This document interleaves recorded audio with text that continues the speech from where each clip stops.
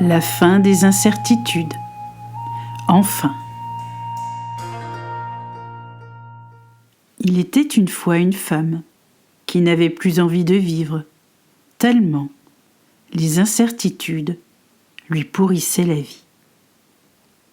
Elle voulait vivre sans peur, ni reproche de personne. Car, qui que ce soit qui lui parlait d'une chose ou d'une autre, elle se pensait remise en question. Son être même la questionnait ainsi, de plus en plus, jusqu'à ne plus pouvoir vivre ou même respirer, tellement la pression du monde extérieur la persécutait face à son destin de femme sur terre. Il fallait l'aider, sans pour autant pleurer avec elle, ou encore mourir avec elle à la fin, car son histoire de vie devenait on ne peut plus prégnante sur tous ceux qui avaient décidé de l'aider. En effet, elle s'était rendue au préfet des affaires morales, sociales et autres problématiques de santé sur son corps et son âme de femme en pleine perdition sur sa planète, qu'il avait pourtant vu naître un magnifique jour de juin sur Terre. Elle n'avait plus la notion du temps, de la peur même, car tous les jours de son existence rimaient avec peur et désespoir, sans jamais plus recevoir en échange la joie ou le renouveau de la vie. Elle avait eu peur si souvent que maintenant, elle a juste peur de ne pas voir le bonheur se présenter face à elle, si jamais il passait par là. Cette femme avait peur, très peur, de ne jamais revoir la lumière du jour. Mais pourtant, elle venait de s'allumer, au plus profond de son désespoir, chez sa voisine. Non loin de son flanc gauche, lorsqu'elle regarde le soleil se lever le matin, à l'est de toute chose, sans jamais renoncer, lui, à nous éclairer de sa lumière si chatoyante et pleine de chaleur rassurante. Mais ça non plus, elle n'y arrivait plus, cherchant sans cesse la vérité dans son journal du matin. Ne la trouvant nulle part, car même l'horoscope lui prédisait du beau temps sur sa journée, alors que la nuit approchant, elle n'avait jamais même entreaperçu ce fameux soleil si prometteur pour son destin de femme si forte jusqu'alors. Elle renonçait de plus en plus à sa force de vie, ne voyant plus le jour passer, tellement il remuait les cris et les pleurs de ses amis, qui eux aussi ne la comprenaient plus. Elle avait pourtant tant donné déjà à l'univers, en construisant les cathédrales de paix et de souffrance parfois, mais tout finissait toujours par s'équilibrer. Mais aujourd'hui, tout lui paraît si sombre, aux confins de ces régions les plus belles d'un corps, pourtant soumis à la beauté du paysage de la vie à être et devenir, sur son sol, si fertile autrefois, et si stérile aujourd'hui. Ses nombreux enfants l'avaient quittée, lâchée, pensait-elle. Mais où étaient-ils passés, ces enfants du grand soir, qui étaient censés la protéger et la laver de tout affront fait en son nom, voire son honneur?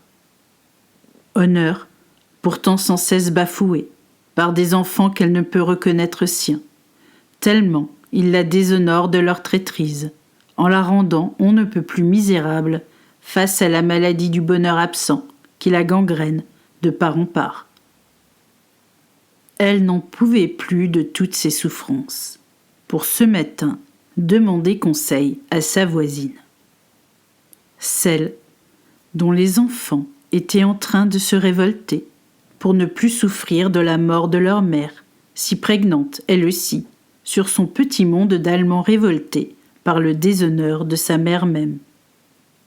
Cette dernière, ayant pourtant souffert de toutes les abominations possibles, lorsque la guerre la déchira en horreur soudaine, par le truchement de ses enfants, sans peur certes, mais sans vie non plus, face à l'ignominie de la traîtrise, face à son nom de mère aimante, à elle aussi.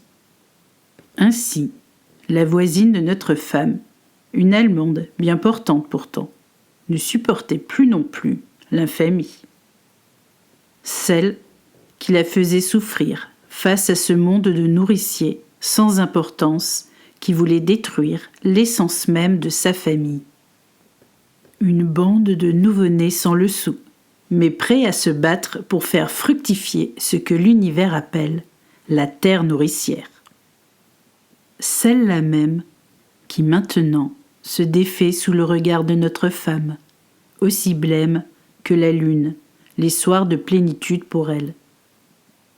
Car il était maintenant temps de retrouver la couleur ciel et blanc d'une paix sans infortune, ni équivoque sous-jacent au rouge chantage d'une armée d'âmes infantes sans le sou également, mais sans le savoir en retour.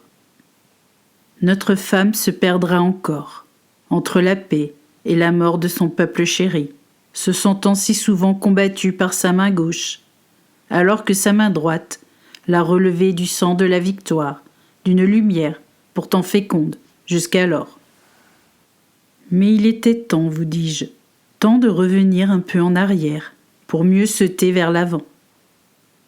Car notre femme se référait maintenant aux heures les plus sombres de son histoire de vie, pour comprendre comment revenir à la vie, maintenant que sa dépression si soudaine de révélation se poursuivait, jusqu'à ne plus pouvoir aider, ou voire même reconnaître ses propres enfants.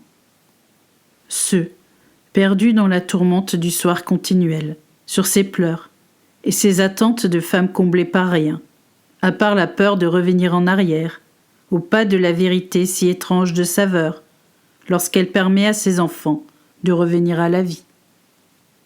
Il le fallait maintenant. Elle n'avait pas le choix. À en croire sa voisine allemande, et elle aussi, en proie au désespoir latent d'une frange de sa famille, si prompt à l'ordre et au respect de la loi du giron familial pourtant. Mais elle aussi devait soutenir ses enfants face à la misère du peuple de la mort actuelle, car il était temps de se réveiller. Ainsi, notre femme décida de suivre l'exemple de sa voisine, si proche et lointaine à la fois, lorsque le ruisseau de l'impossible vérité, déjà autrefois, barrait la route aux bonnes images du renouveau, à entendre et écouter, pour ne plus craindre la victoire du mauvais jour, mais celle du nouveau qui s'apitoie encore un peu sur son sort. Notre femme se réveilla ce matin, un lundi, pas comme les autres.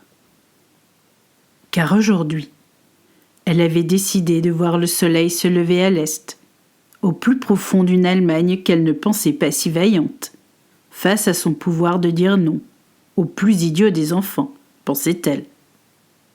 Alors, pourquoi pas elle? Car notre femme, appelons-la France, se demandait si elle aussi ne pouvait pas mener sa famille, si vieille et pleine d'espoir dans les temps anciens, vers la victoire du peuple de la famille nouvelle. Celle qui ne regrette pas d'être femme ou homme par ces temps d'incertitude humaine, pour mieux revenir en bonne et due forme sur les routes du renouveau. Sur ces chemins, faits du sang de la mort utérine d'une France sans avenir jusqu'alors, jusqu'à maintenant, au beau milieu d'un mois de janvier dont plus rien ne transperce, à part le froid d'un hiver plus rigoureux que d'habitude. Celui qui va mettre à mort la mort même du manant, qui ne sait pas encore que son nom est vérité, face à toutes les belles lueurs d'espoir qui maintenant se profilent au lever d'un soleil, encore plus prégnant qu'hier. Car aujourd'hui, c'est espoir qui apparaît au sommet du consortium de la mort elle-même. Car cette année, le dernier cheval de la vie passée a essayé de nous mener vers notre propre défaite humaine, se dessine derrière les montagnes ensanglantées d'une autre voisine, un peu plus neutre en général. Mais elle aussi va devoir se rendre compte que la fête se partage à trois, et non en duo sans importance. Alors voici la fin de mon histoire, telle que je la pense. Je l'entrevois dans les mois et les années pas si longues à venir, car je suis plutôt impatiente, et j'aime vite passer à une autre histoire, n'est-ce pas? Il était donc temps aujourd'hui de vous raconter l'histoire de France et de sa voisine pas si aimée pourtant, mais si forte aujourd'hui, face à l'image du dépressif qu'est France. Ainsi France allait suivre sa voisine, sans broncher, sans explication supplémentaire à chercher. Car il était temps de mettre un terme à la folie de son corps de femme, maltraité, par autant d'ignominie à l'égard de tous ceux qui sortaient de son giron de femme, bien mis pourtant, pour élever ses âmes infantes, sans la lueur du mal, invoquant la mort de ses agriculteurs, sans fin de rien, puisqu'à l'origine de tout. Il était temps de mener France à la révolte de son propre peuple, car il fallait pour elle aussi montrer à sa voisine de l'Est que nous n'étions pas si différents, en fait, et qu'il était temps de réveiller celle qui dormait un peu plus bas, pour lui signifier que nous n'accepterions plus sa négligence et son état de manque financier pour ainsi nous maltraiter de la sorte. Il était temps, vous dis-je, car foi de comtesse, je m'attends à des turpitudes bien plus importantes pour mener notre nouvelle femme se réveillant ce matin au son de la sirène du Fureur d'antan.